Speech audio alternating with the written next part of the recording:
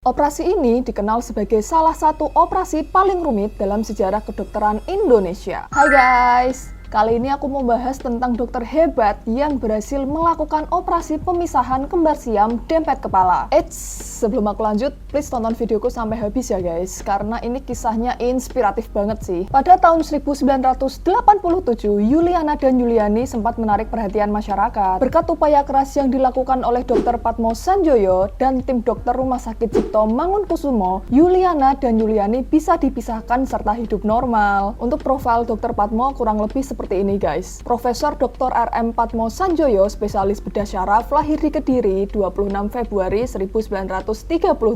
Dr. Padmo mengambil pendidikan dokter di Fakultas Kedokteran Universitas Indonesia dan lulus pada tahun 1963.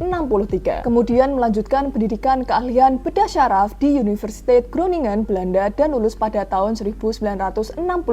Nah, setelah itu beliau melanjutkan pendidikan spesialis bedah umum di Universitas Indonesia dan lulus pada tahun 1973. Beliau juga terhimpun dalam Perhimpunan Spesialis Dokter Bedah Syaraf Indonesia. Dikutip oleh Good News from Indonesia, diulas sedikit bagaimana kisah kesuksesan operasi Yuliana dan Yuliani yang tidak lepas dari peran seorang Dr. Padmo Sanjoyo tersebut. Yuliana dan Yuliani atau yang biasa dipanggil Ana dan Ani, lahir di Rumah Sakit Tanjung Pinang, Riau pada 31 Juli 1987. Kembar siam dempet kepala ini adalah anak dari pasangan Tularsi dan Hartini. Ana dan Ani mengalami dempet kepala vertikal di bagian ubun-ubunnya. Dempet kepala vertikal merupakan kasus langka dan sangat sulit dipisahkan. Namun, Dr. Padmo Sanjoyo, seorang dokter spesialis bedah syaraf Rumah Sakit Cipto Mangunkusumo, berani mengambil alih penanganan kasus Ana dan Ani ini. Pada tanggal 21 Oktober 1987, Dr. Padmo memimpin 40 dokter dan melakukan operasi selama kurang lebih 13 jam. Operasi tersebut dikenal sebagai salah satu operasi paling rumit dalam sejarah kedokteran Indonesia. Dokter harus memisahkan selaput otak dura mater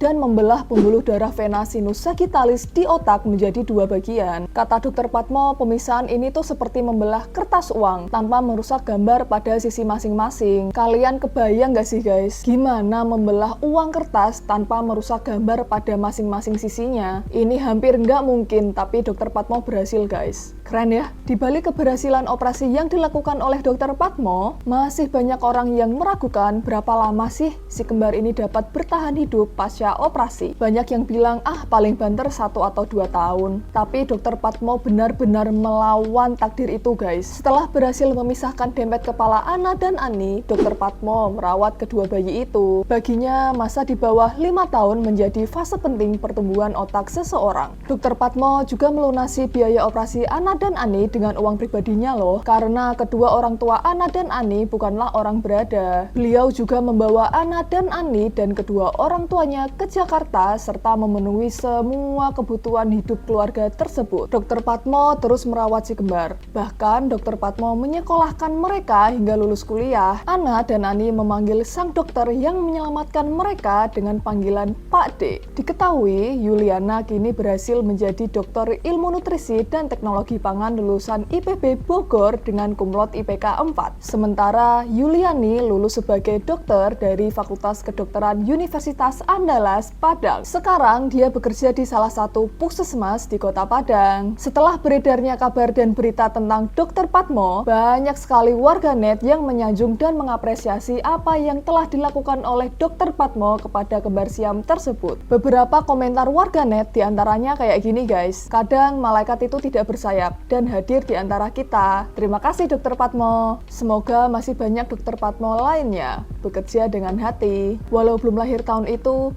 tapi sering diceritain tentang kesuksesan operasi Yuliana dan Yuliani sama dosen waktu kuliah dulu. Semoga segala kebaikan yang dokter lakukan memberi kebaikan kembali kepada dokter. Amin. Gimana guys menurut kalian? Keren banget ya kisahnya? Dengan dedikasi dan keyakinan yang tinggi, Dr. Padmo berhasil melakukan yang katanya nggak mungkin dilakukan. Intinya sih, kalau kalian yakin dan percaya, lakuin aja dulu. Jangan menyerah sebelum berusaha guys. Niscaya usaha nggak akan mengkhianati hasil. Thank you buat teman-teman yang udah nonton. Sampai jumpa di video berikutnya ya. Dan seperti biasa, subscribe untuk info menarik lainnya. Bye-bye!